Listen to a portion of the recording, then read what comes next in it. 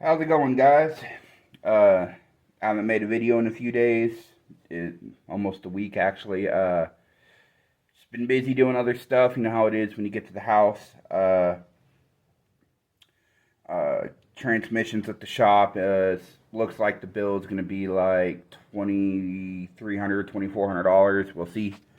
They're having to do a main shaft in 5th gear and 6th gear, and the counter shaft, and probably the input shaft, bearings, synchros, and a few other things. So I guess the transmission was hurt worse than I thought. It was only really grinding in 5th and sometimes in other gears, but really if you just shifted it nicely, it shifted fine. So I guess we'll find out. But right now, I got the clutch off. I'll show that to y'all. Clutch is off. Rear motor plate is off. I'm about to grab this guy, take it off. Where I've been leaking, a big part of where I'm leaking is down here under this rear cover, and I think a tiny little drip right here. Well, I had to sleeve the crank last time I had this apart, and I'll show you all the sleeve in a minute when I get all of this off.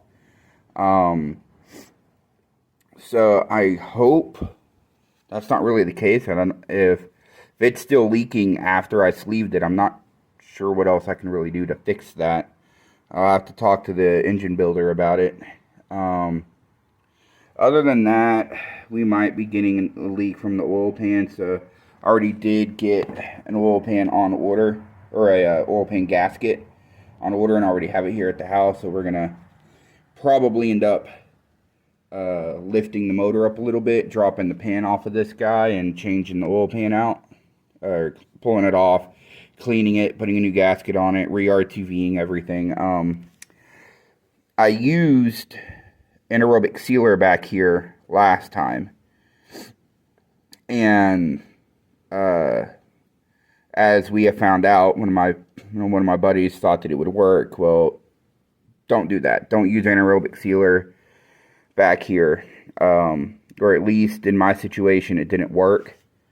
It leaked like a sieve. Like, I mean, you could see how bad that was leaking. So I don't blame the engine builder for that, because I put that there. The only leak I had before was from around here, and it was only a little leak, and then from the I had a leak on the input shaft seal on the transmission. So yeah, there's the clutch. It's a dual disc, if I don't know what that looks like. There's the pressure plate. You got the first disc right there, which is ceramic on one side, organic on the other. And then you got the intermediary plate here. And then you got the other other clutch disc, which is also ceramic on the back side and organic on the front. Went ahead and got a new clutch pack ordered. The guys from South Bend hooked me up. I think they, what did they charge me? Like $200 for the whole thing.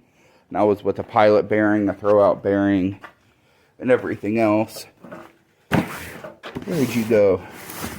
Ah, there it is. Yeah, so those guys hooked me up. I don't know if they just felt bad for me or what, but obviously y'all can see you got a box of parts. Oil pan gaskets over there. That is for shielding the exhaust, so the transmission doesn't get as hot. Hopefully we won't have this issue again. We got trans coolers. Hopefully these things will help keep the transmission cool. We got 2 of these guys. They're gonna bolt into the PTO covers like this, and hopefully they'll help shed heat. We'll see what happens. By the way, these are the best rotors I've put on my truck. Sadly, I don't think they make them anymore, because the guys at O'Reilly's told me I got the last set. So unless you want to go to the really expensive power stop stuff, you can get these for a reasonable amount of money if you can find them. And I put 100,000 miles on them, and they're fine. I just know that I used the O'Reilly's branded stuff, Brake Best or whatever, and I think I got like 20,000 miles out of those, and they fell apart. So not a whole lot's changed. I haven't worked on it much. I had another project I was working on for a buddy, as well as doing some stuff at the house. So let me get after this and keep tearing this guy apart, and I'll catch y'all in a minute. So, well, you can see pretty clearly where it was coming through. Right on the corners. Leaking out of both sides. Even right there in the middle, you can see it was just coming right out. You even see right there. Come on, focus. There you go. It was leaking right through the middle, no problem. So yeah, the anaerobic sealer is just not good for this particular job. I mean, I'm sure it's got its use cases where it works fine, but not there. However, the rest of the seals seem to work perfect. I don't know if y'all can see that. The camera's having a hard time focusing on it. There's a sleeve there, and it's looks like I'm still getting a bit of a leak on the sleeve, which is kind of sucks.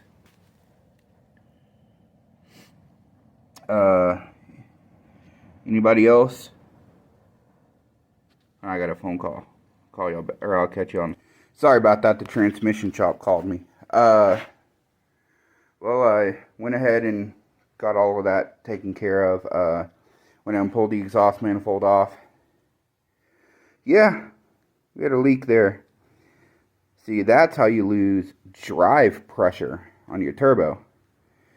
You lose horsepower from that, and you run the chance of torching the head. So when you start seeing this right there, all this black soot around your exhaust ports, means you're leaking. So I'm gonna have to come in here with a wire wheel and clean up both surfaces really good on all of these. And that one's got oil in it. Looks like that one does. Maybe that one does, but for sure we're getting something out of this. And let's see if that'll do it. Woo! There we go. We're for sure getting some oil there. So we're gonna get after it. Keep working. Guys, got to learn how to work on your trucks. Unless you're already rich and you're retired for some union job or something, and you got some pension coming in, you better be ready to tear your trucks down and work on them when needed, because, you know, every time I use the shop for anything, it costs me twice what it probably should. You know, and it's just kind of how it is. I was going to get after the flatbed and build me a mini flat this time, but it looks like that money's going into the transmission, which is why I have a breakdown account. Guys, got to put money in your breakdown accounts.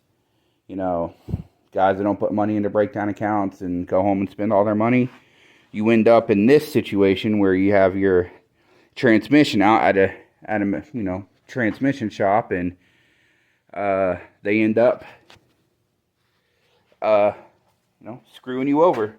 I don't know how close that is. I think I got it zoomed in. They end up taking you to the cleaners. You know, they got to make money too. They got guys working in the shop, and if you want good parts used, it's going to cost money. So save money, guys. You got to save your money. $250 a load. Otherwise, you're going to end up broke down and begging to borrow money from somebody.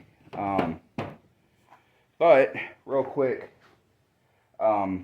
Anybody who wants to know what kind of tools I like to use.